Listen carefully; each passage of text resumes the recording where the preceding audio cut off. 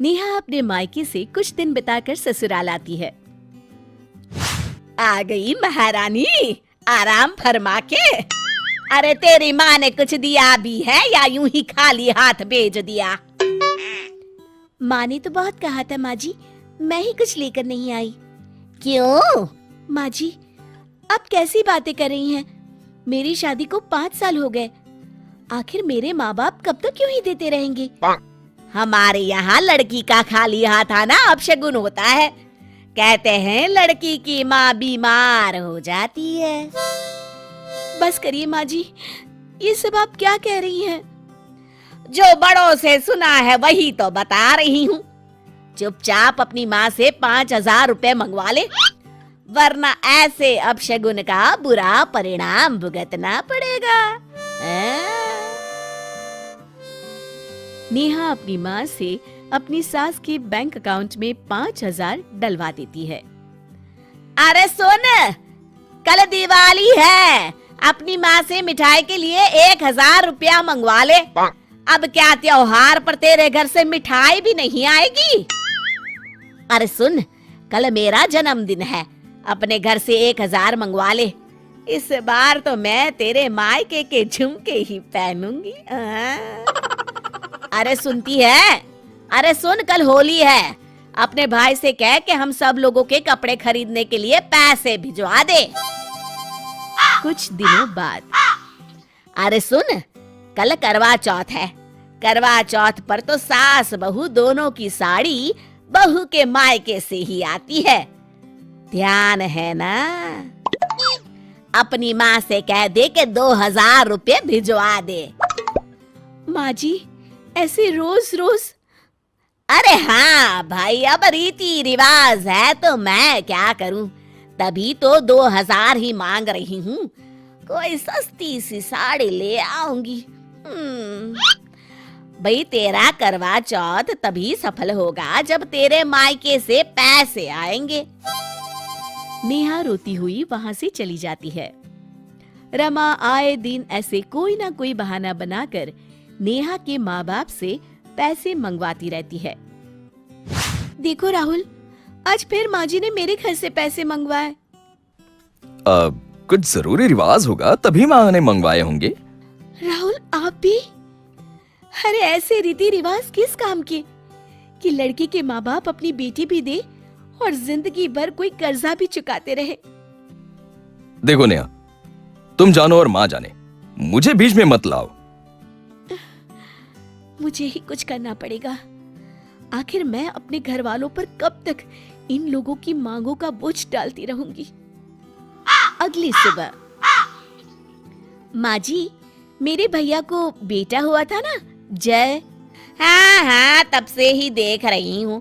तेरी माँ को बड़ा घमंड आ गया है।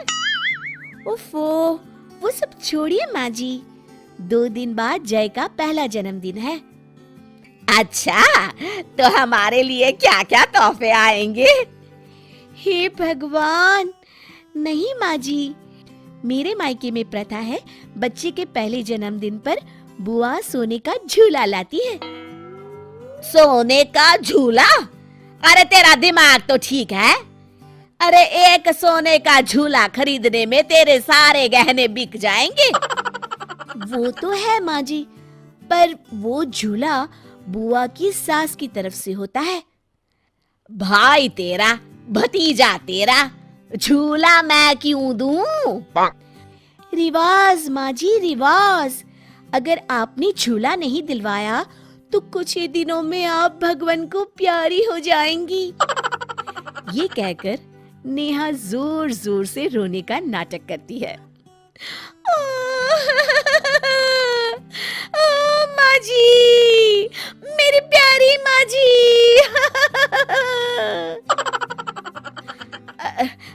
क्या पागल हो गई है? मुझे भरी जवानी में मरवाना चाहती है? नहीं माँ जी, तभी तो कह रही हूँ, आप एक सोने का झूला दे ही दीजिए, जान बची तो लाखों पाए। यहाँ तो जान बचाने के लिए लाखों गंवाने पड़ रहे हैं। सोच लीजिए माँ जी, आपका मन न हो तो रहने दीजिए, मैं दिल पर पत्थर रख के सोच लूंगी, मेरी कोई सास थी ही नहीं। रमा देवी तुरंत बैंक से पैसे निकालकर नेहा को दे देती हैं। जा, अपने मायके जाके मेरी तरफ से सोने का झूला दिया। अभी तो मेरे पूरे बाल भी सफेद नहीं हुए और मुझे मारने पर तुली है। आप भी ना माँ जी, क्या क्या कहती रहती हैं। ठीक है, मैं आज ही चली जाती हूँ। अरे नेहा, तुम कहाँ जाने की तैयारी कर रही हो? और ये माँ क्यों रो रही है? आज उनका बैंक अकाउंट खाली जो हो गया है। मतलब? तेरे की, जाने दो भाई, तुम जानो, तुम्हारी सास जाने। सब रीति रिवाजों का चक्कर है। अरे छोड़िए जी, ये तो मेरे और माँ जी के बीच की बात है। ये लो माँ, मेरी तरफ से जय के लिए कुछ पैसे, आप जो ठीक समझे ले लीजिएगा। अरे नहीं नहीं बेटा, इतने सारे पैसे हम तुझसे नहीं ले सकते। क्यों माँ, आप तो हमेशा ही देती हैं, मुझे तो पहली बार मौका मिला है। नहीं नहीं बेटा, लड़कियों से। बस माँ, आज तक तो तुमने मुझ में और भैया में फर्क नहीं किया, फिर आज क्यों? रख लो माँ, ये तुम्हारे ही दिए हुए पैसे हैं। तभी नेहा का फोन बजता है। नेहा बेटी, इस बार अपने मायके से कुछ मत लाना, अब तेरी शादी को इतने साल हो गए हैं, अब ये सब चक्कर छोड़ देते हैं।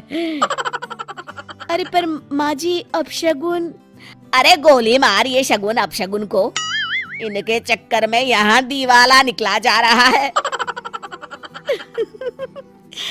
ठीक है माँ जी।